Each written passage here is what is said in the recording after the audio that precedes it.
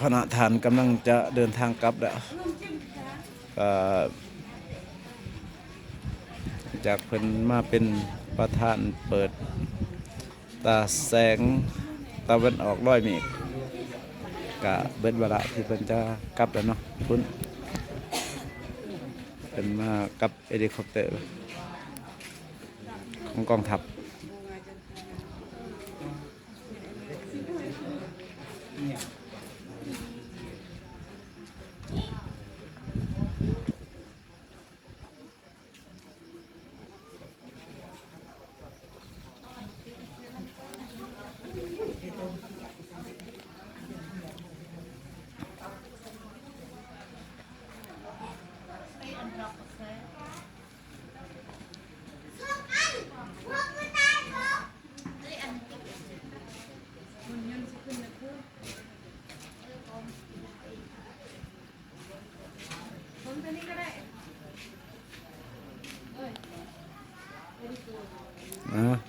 เราถามเบิ่งบรรยากาศ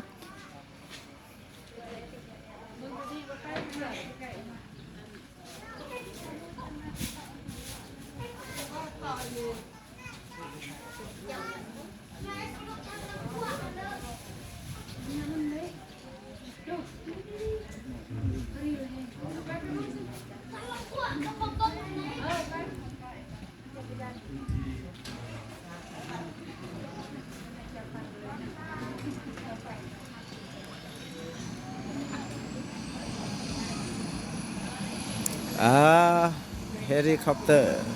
กำลังสิขึ้นแล้วพนักงานกำลังจะเดินทางกลับแล้วเนาะ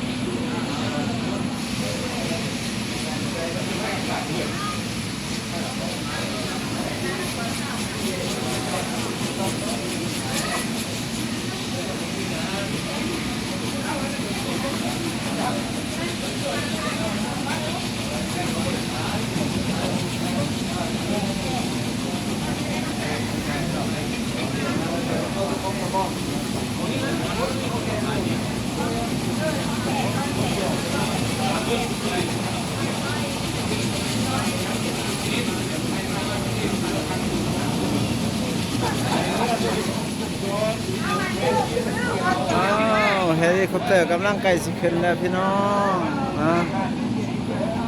คณะทานเพิ่นกำลังสิเดินทางกลับแล้ว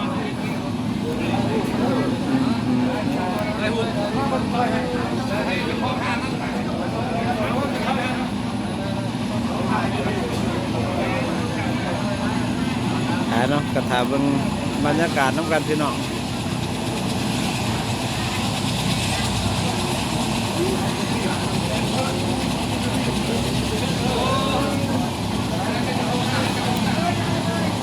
ารอถ่ายอีกแป๊บหนึ่งเบิ่งบรรยากาศ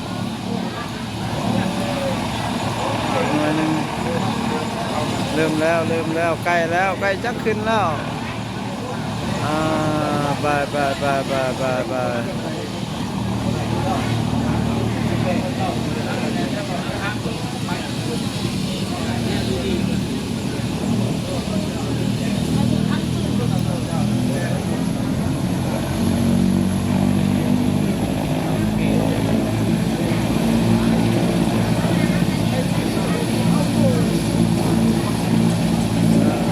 เสียงค่อนข้างดังนะพี่น้องเนาะ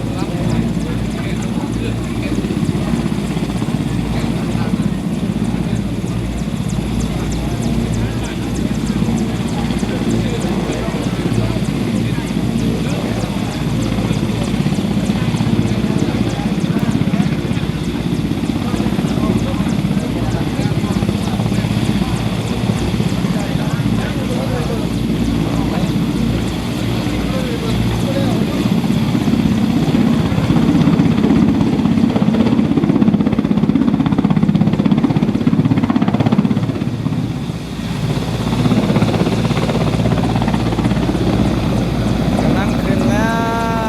วกราบแล้วคณะท่านประธานประเทศเดินทางกลับแล้วขอให้เดินทางด้วยความสวัสดิภาพไปแล้ว